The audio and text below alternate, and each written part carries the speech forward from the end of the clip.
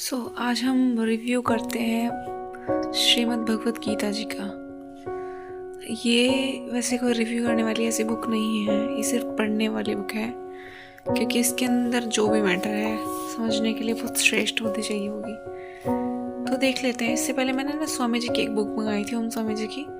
वो एक्चुअली अभी तक कंप्लीट नहीं हो पाई है, तो सोचा कि इसको मैं पढ़ रही थी कि इसका रिव्यू कर देती हूँ। तो चलिए देखते हैं भगवत गीता के अंदर।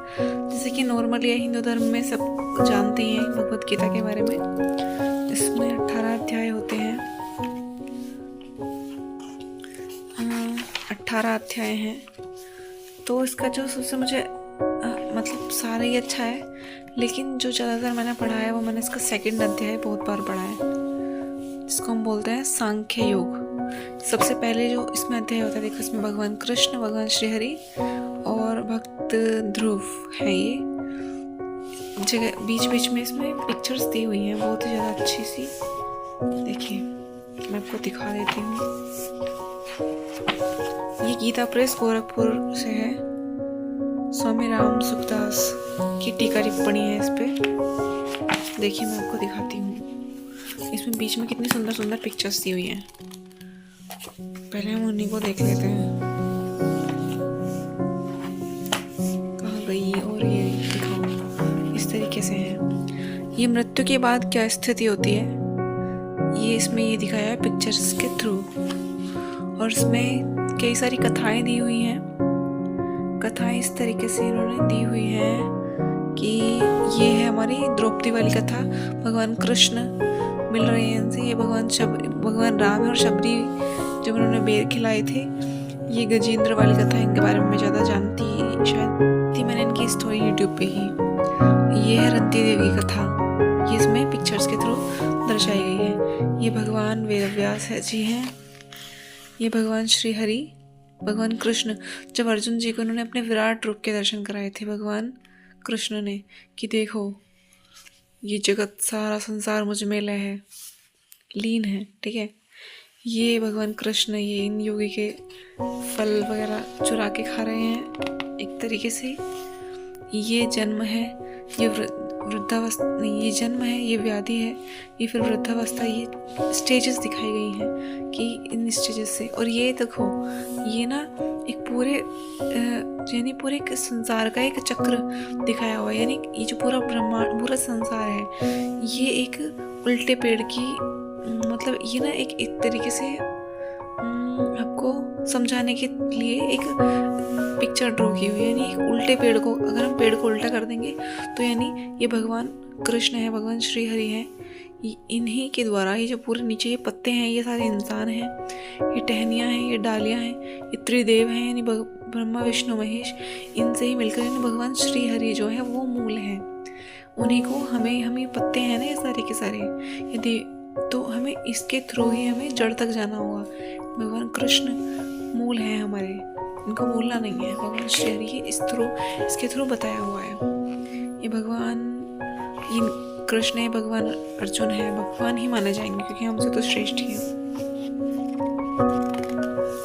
क्योंकि जो भी मनुष्य पंच तत्वों को पार कर लेता है, या पंच जो जिसको हम बोलते हैं काम, क्रोध, मोह, मद, मत्सर, इनको पार कर लेता है, वो भगवान कहलाने के योग्य हो जाता है। तो अर्जुन थे, मोह था, भगवान ने वो भी खत्म कर दिया, तो वो भगवान कहलाने के अधिकारी है। इसके बाद स्टार्टिंग में था शायद, तो मैं क्या बता रही थी, मैं आपको बता रही थी कि इसका जो सेकंड अध्याय है श्रीमद् भगवत गीता जी का, वो मैंने पढ़ा है बहुत बार एक्चुअली। क्योंकि पहले अध्याय में क्या होता है, पहले अध्याय में होता है कि अर्जुन जो है भगवान कृष्ण के सामने अपनी दुर्बलता प्रकट करते हैं कि मैं युद्ध नहीं करूँगा, कि ये ऐसे हो जाएगा अगर मैं युद्ध करूँगा तो। यानी एक तरीके से वो रुदन ही करते रहते हैं, यानी बोलते रहते हैं, अपना मोह दर्शाते रहते हैं एक तरीके से। यानी वो युद्ध ना करने के लिए भगवान से कहते रहते हैं, भगवान कृष्ण से।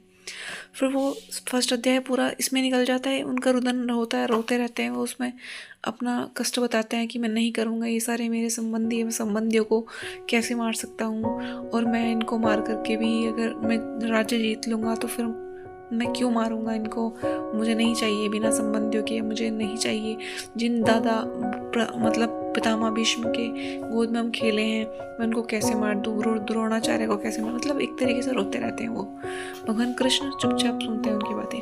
फिर सेकंड अध्याय जो है, भगवान कृष्ण इसमें सांख्य योग के बारे में उनको बताते हैं। यानी एक एक जो क्वेश्चन उन्होंने फर्स्ट अध्याय में पूछा है भगवान कृष्ण से, ये अपना प्रश्न क्या है कि मैं क्यों मारूं, मैं क्यों लड़ूं, मैं क्यों युद्ध करूं, मैं क्यों कुछ भी करूं, तो उसी का उत्तर भगवान कृष्ण सेकंड अध्याय में उनको देते हैं, सेकंड अध्याय में देते हैं। तो इसका स्टार्टिंग ये होती है भगवान के नाम से, ओम श्री परमात्मने नमः।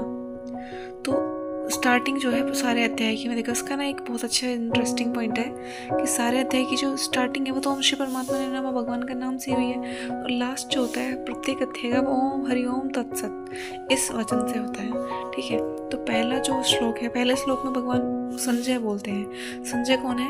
जो धृतराष्ट्र है, उनको उनके एक तरीके से उनके भ्राता ही माने जाते हैं वो। ठीक है, तो वो उनको एक बहुत ही ज़्यादा ज्ञानी आदमी थे वो, तो वो उनको बताते हैं कि तम तथा कृपयाविष्टम अश्रुपूर्णाकुलेक्षणम निषेधन्तम इदं वाक्यमुवाच मधुसूदनः। तो फिर ये इसको बताते हैं कि भगवान मधुसूदन अर्जुन से बोलना शुरू करते हैं। वो बताते हैं, यानी वो कहते हैं कि बहुत सारी चीज़ें मतलब एक तरीके से उनको मोटिवेट करते हैं। यानी ये ज़रूरी नहीं है कि आप युद्ध करेंगे तो ही आपको मोटिवेशन मिलेगी इसको पढ़ करके। आप कुछ भी काम कर रहे हैं जीवन में वो एक युद्ध ही है।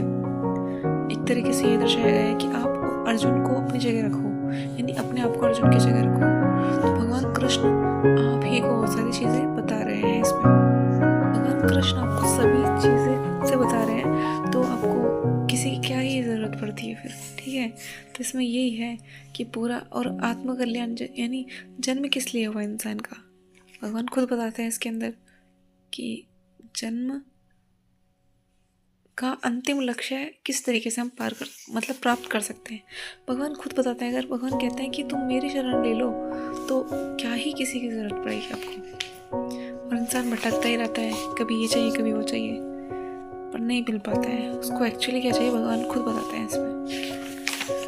दूसरे अध्याय में भगवान बस ये बताते हैं उनकी कि तुम लड़ो, तुम क्यों रुके हुए हो, क्यों तुम कायरता से युक्त हो रहे हो, तुम क्यों नपुंसक बन रहे हो अर्जुन, तुम्हें ये शोभा नहीं देता, तुम यहाँ पर एक तरीके से युद्ध ही करने के लिए आए हो और ये चुनाव सिर्फ तुम्हारा था, तो तुम क्यों पीछे हट रहे हो। भगवान कहते हैं, यानी सिंपल भाषा में आपको बता रही हूँ, भगवान क्या कहते हैं वो तो आपकी सिचुएशंस पर डिपेंड करता है कि आप क्या समझते हैं। भगवान तो कहते हैं, सबको ही कहते हैं। देखो इसमें कहते हैं ना, अशोचानन वशोचस्त्वं प्राज्ञवादांश्च भाससे गतासूंश्च नानुशोचन्ति पंडिताः। यानी तुमने शोक न करने योग्य का शोक किया है और विद्वता की बातें कह रहे हो, किंतु जिनके प्राण चले गए हैं उनके लिए और जिनके प्राण नहीं गए हैं उनके लिए पंडित लोग शोक नहीं करते हैं। आहा, कितना सुंदर। सभी के लिए ये गीता जी है। मैं तो कहती हूँ कि कुछ पढ़ो ना पढ़ो, पर सेकंड अध्याय इसमें ज़रूर डेली पढ़ो, बड़ा ही आनंद आएगा। सेकंड अध्याय में टोटल 72 श्लोक हैं इसमें। ठीक है, 72 श्लोक 30 to 40 मिनट्स में कंप्लीट हो जाते हैं अगर आप स्पीड से पढ़ते हैं इसको। ठीक है, वरना तो 1 घंटा तो इसमें लग ही जाता है। बहुत अच्छा है पर जो भी है। ठीक है, तो आज के लिए इतना ही, और क्या ही बताऊँ मैं इसमें, आप खुद से पढ़ के देख लेना। टोटल 18 अध्याय हैं इसके अंदर। देखिए ये है इतनी मोटी, एक्चुअली